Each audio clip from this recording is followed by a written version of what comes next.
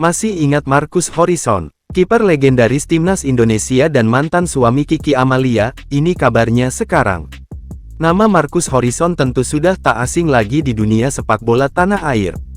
Kariernya melejit usai dipercayai untuk menjadi penjaga gawang timnas Indonesia. Tak heran jika namanya menjadi legenda sepak bola Indonesia. Namanya menjadi sorotan kala memutuskan menikah dengan artis Kiki Amalia pada tahun 2010 silam.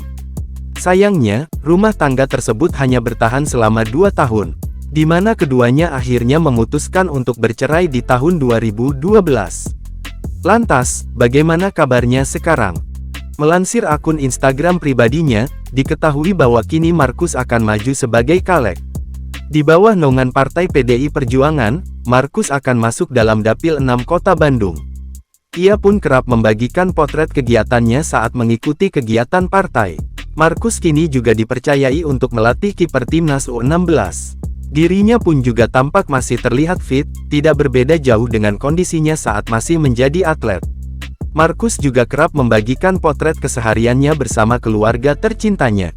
Marcus dan istrinya Bilqis tampak kompak di setiap kesempatan. Selain kompak, Marcus juga tampak romantis dengan istrinya.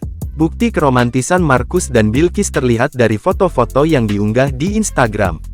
Sejak kembali menikah pada 2017, pernikahan Marcus dan Bilqis terlihat bahagia. Rumah tangga mereka juga jauh dari gosip miring.